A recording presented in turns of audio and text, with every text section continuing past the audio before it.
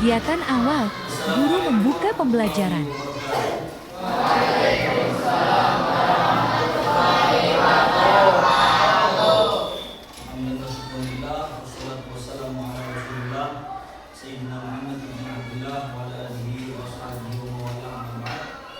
Sebelum kita mulai pembelajaran pada hari ini, sebaiknya kita berdoa dulu. Silakan ketua kelas memimpin doa.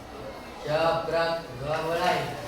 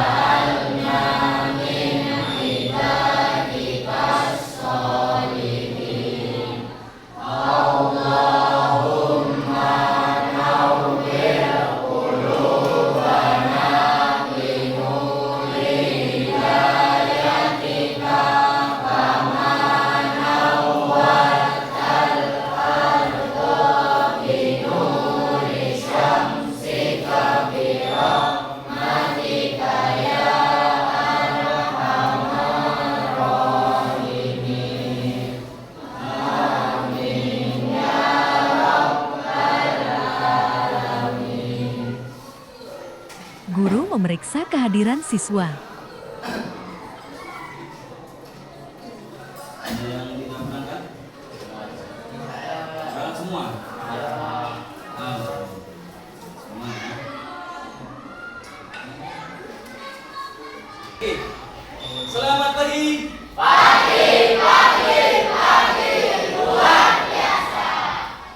Kegiatan inti, guru menjelaskan pelajaran. Biasa. Memahami sudut pandang dalam teks deskripsi. Yang pertama membaca informasi tentang buku harian. Sudut pandang adalah posisi pengarang dalam menuangkan kisahnya. Posisi pengarang dalam menuangkan kisahnya itu namanya sudut pandang. Sudut pandang biasa disebut juga sebagai pencitraan atau point of view. Sudut pandang ada dua jenis, yaitu sudut pandang orang pertama dan orang ketiga. Sudut pandang orang pertama ditandai dengan penggunaan kata aku atau saya. Sedangkan sudut pandang orang ketiga biasanya ditandai dengan menyebutkan nama orang lain atau kata ganti dia atau beliau. Dia, beliau. Salah satu bentuk tulisan yang biasa menggunakan sudut pandang orang pertama adalah buku harian. Pernah membuat buku harian? Pernah? Buku harian adalah buku yang dipahami sebagai catatan kejadian yang kita alami sehari-hari atau catatan kejadian yang mengesankan, membosankan, membuat marah. Biasanya ada catatan buku diari hariannya. Buku harian contoh, aku bertemu dengan dia. Siapa itu? Dia itu ya begitulah ya. Biasanya kalian yang tahu, kalian dengan bahasa kalian sendiri begitu. Biasanya mengesankan atau kalian contoh kedatangan keluarga dari jauh bikin diri saya senang sekali hari ini. Saudara saya datang dari jauh menjenguk saya bisa bercanda, bisa bercerita, ketawa, bisa berbagi cerita dengan dia. Senang sekali, enggak? Biasanya begitu. Jadi sejak kedatangan dia, hidup saya menjadi lebih berwarna. Contoh-contoh yaitu kalimat-kalimat yang digunakan dalam buku harian. Itu juga bisa mendeskripsikan suasana, bisa mendeskripsikan orang, bisa mendeskripsikan yang lain itu dalam suatu buku harian.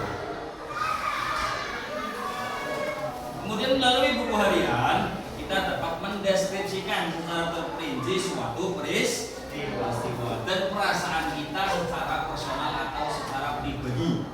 sehingga kita dapat menggambarkan semua hal secara bebas.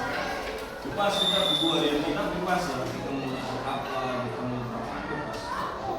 Buku hari ini kita juga tidak dirancang untuk diterbitkan. Jadi kalau sudah terbitkan ya kalian tulis aja buku sendiri tanggal harinya ya. Terus kemudian ditulis di sana, dituangkan perasaan-perasaan kalian. Itu juga bagus untuk melatih menulis, melatih berpikir, melatih untuk mendeskripsikan sesuatu. Itu juga bagus. Itu Pak. Waalaikumsalam.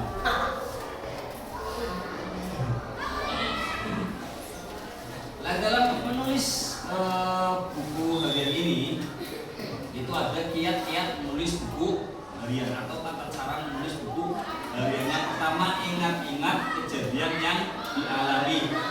Contoh dialami hari ini, tadi mengalami apa? Hal yang apa tadi? Membutuhi itu boleh. Itu akan Anda dengan bahasa kalian sendiri.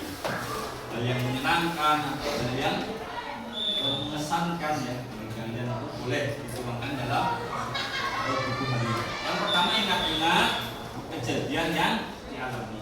Kemudian yang kedua, kiat-kiatnya yaitu tulis hari dan tanggal kegiatan. Hari dan tanggal kegiatan kalian ditulis di situ. Hari apa ini saya menemui kejadian yang sangat mengesankan pada hari Selasa.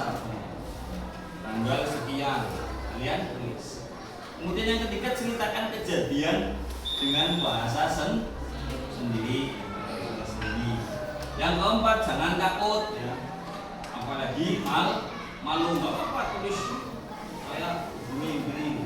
Itu kiat-kiat dalam menulis buku harian. Caranya tadi ingat yang kejadian terjadi, tulis tanggalnya, harinya, terus ceritakan sendiri dengan bahasa kalian. Kemudian jangan takut, apalagi malu. Tulis dengan sesuka hati kalian. Itu ya, ini tentang apa namanya tadi, sudut pandang atau kita membaca informasi tentang buku. Ada yang ditanyakan? Paham ya?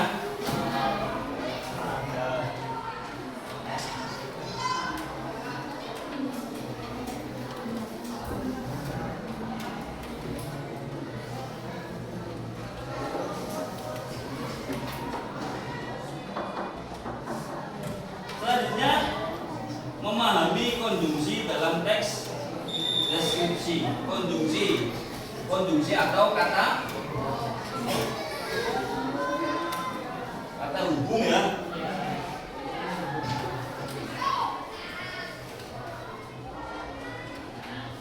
Penggunaan kata hubung atau konjungsi dalam teks deskripsi sangat penting untuk menjaga alur dan keterhubungan antar kalimat yang menggambarkan suatu objek, tempat, dan situasi.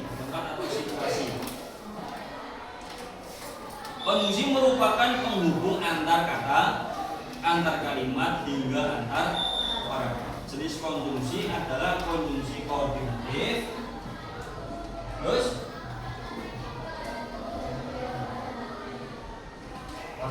apa? Korelatif, terus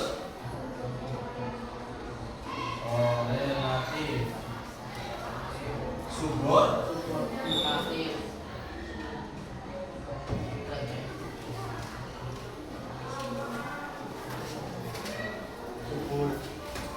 Konjungsi koordinatif adalah konjungsi penghubung antar kata.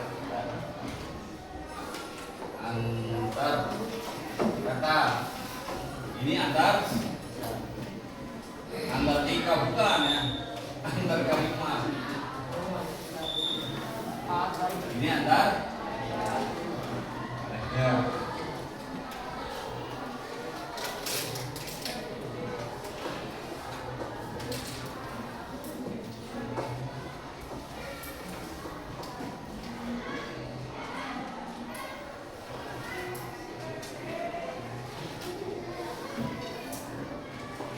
Kata adalah suatu satuan bahasa terkecil, itu namanya kata. Kata itu satuan bahasa kecil. Contoh. Contoh rumah. Apalagi pokoknya kecil cuma satu doang. Rumah, kelas, pohon, dan sebagainya. Ini satu. Kalau kalimat bisa berupa subjek dan predikat.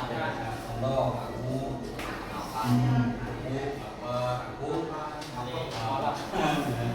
dia berlari, dia sedang berolahraga. Ini merupakan satu kalimat, bisa berupa subjek dan predikat ya.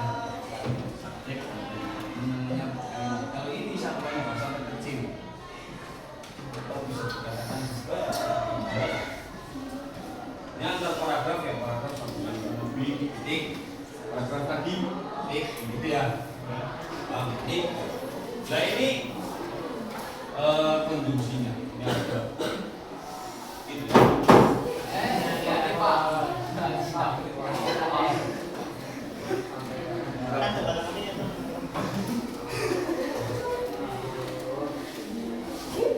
di pasar.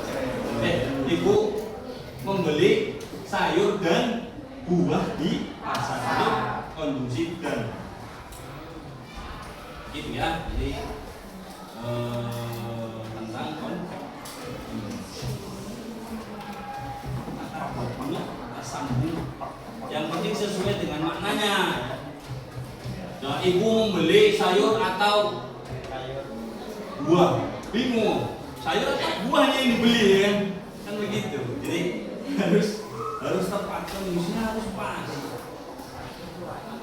harus sesuai. Saya belajar dengan dia, namun saya lulus ujian kan kurang pas. Jadi konjungsi juga harus disesuaikan, harus pas dengan kalimat yang kita bahas atau yang kita tuju itu bagaimana sebenarnya, atau dan apa begitu ya. Paham ya? Ada pertanyaan? Nggak ada? Paham semua tadi? Paham ya? Jadi begitu dalam menentukan atau dalam membuat kalimat deskriptif harus memperhatikan juga konjungsi. Ya? Paham ya? Kegiatan akhir, guru menutup pelajaran. Baik, cukup sekian dari saya. Terima kasih atas perhatiannya. Mohon maaf atas segala kurang. Assalamualaikum warahmatullahi wabarakatuh.